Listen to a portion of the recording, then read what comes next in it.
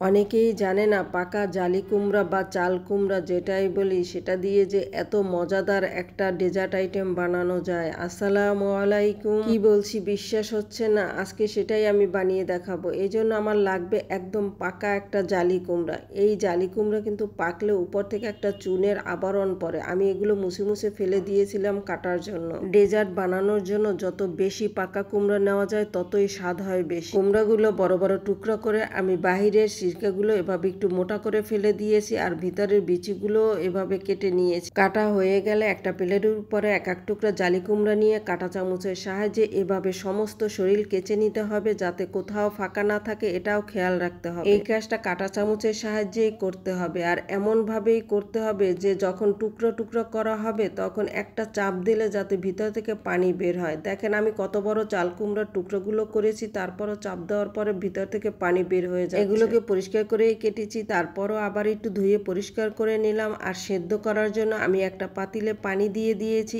এখন এগুলোকে সেদ্ধ করে নেব। কুমড়োগুলো এমন ভাবে সেদ্ধ করতে হবে যাতে একদম নরমও না হয়ে যায় আবার ভালোভাবে সেদ্ধও হয়। কুমড়াটা সেদ্ধ করার জন্য চুলার আঁচ অনেকটা ডিপেন্ড করে। আমার 10 মিনিট লেগেছিল।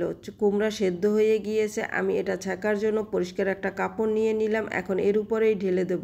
কুমড়ার ভিতরে একটু পানি থাকা যাবে না, সেই জন্য আমি এই কাপড় ব্যবহার করেছি। এখন কাপড়টা যত টাইট করে বেঁধে রাখা যায় ততই বেশি কুমড়া থেকে পানি বের হয়ে যাবে। আমি এভাবেই টাইট করে একটা ভারী কিছু দিয়ে রেখেছিলাম। এভাবে মুড়িয়ে আমি 1 ঘন্টা রেখে দিয়েছিলাম। 1 ঘন্টা পরে সরানো প্লেটে কুমড়াগুলো ঢেলে নিলাম। কত বড় বড় কুমড়ার টুকরা করে নিয়েছি। এখন এই কাপড়ের সাহায্যে মুড়িয়ে রাখার কারণে কুমড়ার ভিতর থেকে সম্পূর্ণ পানি বের হয়ে এভাবে ছোট ছোট হয়ে গিয়েছে।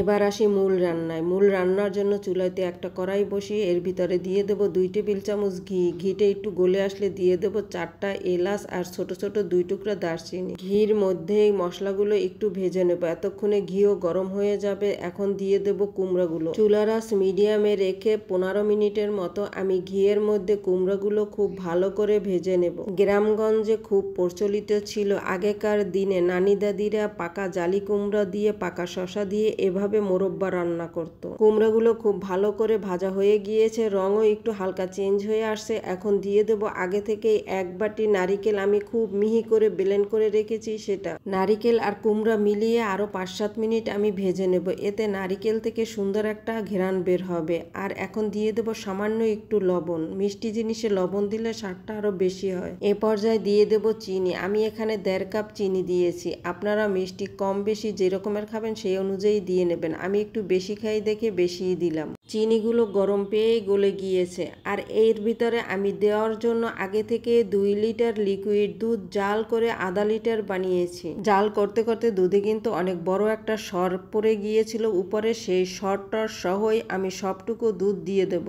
এখন আরো 10 মিনিট জাল করে নেব।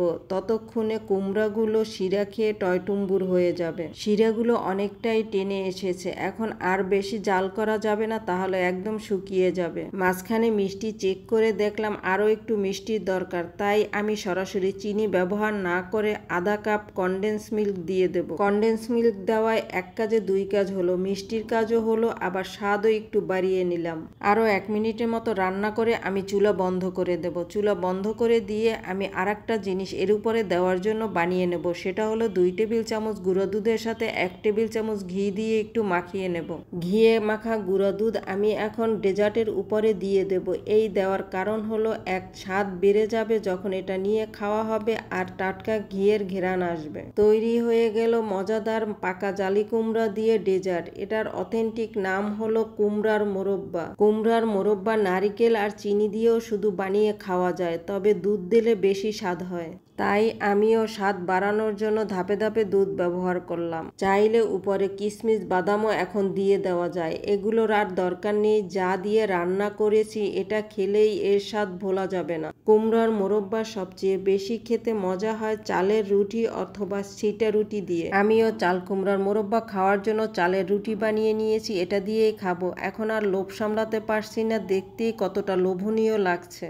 পাকা জালি কুমড়া সচরাচর দেখা যায় না। যদি পেয়ে থাকেন আপনারাও এভাবে রান্না করে খেয়ে দেখতে পারেন, খুবই মজার একটা ডেজার্ট। কেমন লাগলো অথেন্টিক বাংলার রেসিপি চাল কুমড়ার মোরব্বা? ভালো লেগে থাকলে লাইক, কমেন্ট, শেয়ার। সবাই ভালো থাকবেন। কথা হবে আবার কোনো নতুন রেসিপিতে। আল্লাহ হাফেজ।